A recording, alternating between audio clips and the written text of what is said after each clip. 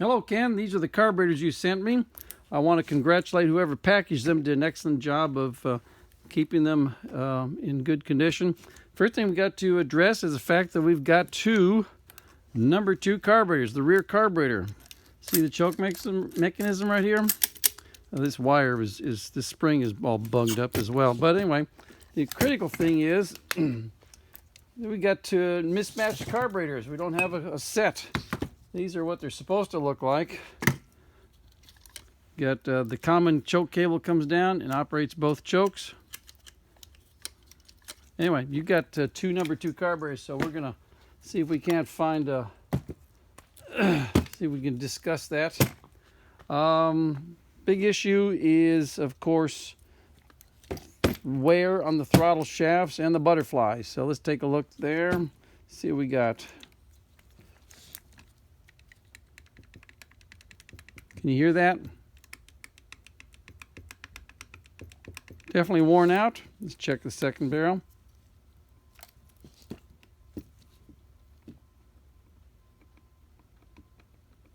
Worn out as well.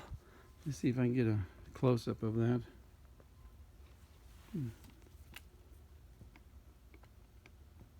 You see that movement?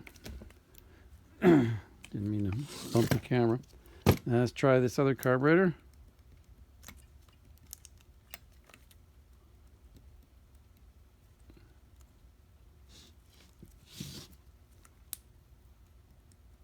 Also worn out. Very worn out. See the movement? All right, what also you're looking for is checking the, see what kind of a path has been beaten into the carburetor body. You can see this ridge right inside here. That means the carburetor is not going to seal up. Let's check this one over here. What I should have said is the butterfly is not going to seal against the throat, and that's going to create an air leak right inside here. Let's take a look, see what kind of air leak we're going to have. Because remember, these things have to operate at idle on the first barrel only. And they operate on the first barrel only up to about 3,000 RPM when the vacuum opens the second barrel by the diaphragm here. Anyway, so let's take a look, see what we got in the way of how much of a seal we've got between the butterfly and the throat. Now you can see right there the light coming through. These things will not seal up, won't idle, and you're just going to end up with a carburetor that, see if I can get that one. It's leaking on the other, the light coming through on the other side. It's hard to do there. Let's do this one. Make sure we're closed. Throttle's closed. And once again, you see the light coming through all around. Okay. These are not going to operate. You won't have a decent idle. You have what I call a self-adjusting idle. You sit there and adjust the carburetors and get them tuned up, and then when you go out and drive the car and come back, you've got a different idle, because what happens is as you bounce around, the butterflies move and go change positions. What you have out here is an air leak, which gives you unmetered air coming in at this point. The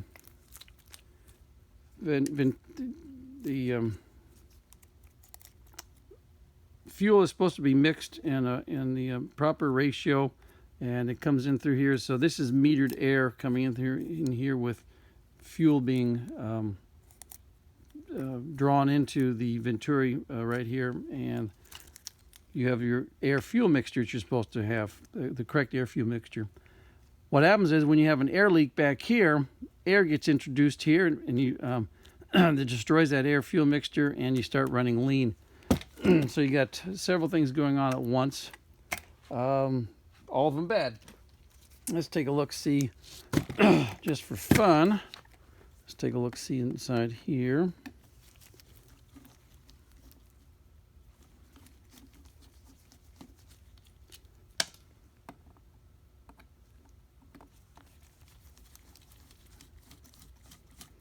All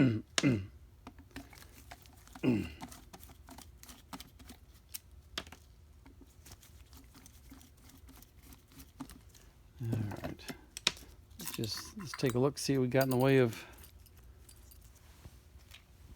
a float level. It's supposed to be 39 to 40 millimeters. You're measuring from this gasket surface right here to the top of the float right there.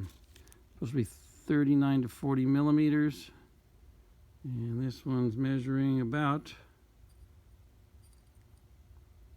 looks like about 34. So these wouldn't have operated. Let's see, what else can we look at here? Don't have the factory red gasket right here. I like to have those. They resist the crappy fuels we have nowadays better than the red ones. And the red one, it looks like it's a factory gasket, but see this little tab right here? This little tab lines up with this outcropping right here. So the gasket's in 180 out. Well, these are candidates of good. Let's make sure, double check, make sure we've got no cracks underneath here. I'm looking for, this is where you look for cracks, right down here. Looks like it's okay there. Let's take a look here on this one. Okay, I don't see any cracks here. All right. These are good candidates for complete rebuild, and what that entails is the throats will be bored to where they are round and concentric with the, and lined up in parallel, plumb and true with the throttle shafts. The French, people forget that these are French carburetors from the 1950s, and so the machining and tolerances were not as good as we can do today with a 5-axis CNC machine. So this throat will be machined to where it's round, and it will be plumb with the throttle shaft. Throttle shafts will be bushed to remove the slop. New throttle shafts, new butterflies. All the all the flat surfaces will be machined, dressed down. New idle mixture screw ports. You get the check valve in the float bowl is replaced, and all new factory gaskets, and all the steel parts will be plated. All these are just naked steel, so they're going to be rusting pretty soon. And then the assembly and testing. But that's something that's not going to take place immediately. We'll have to discuss the timing on this situation. Thank you very much for sending them. I appreciate you. Let me see what's going on out there. Oh, another thing I was going to check here.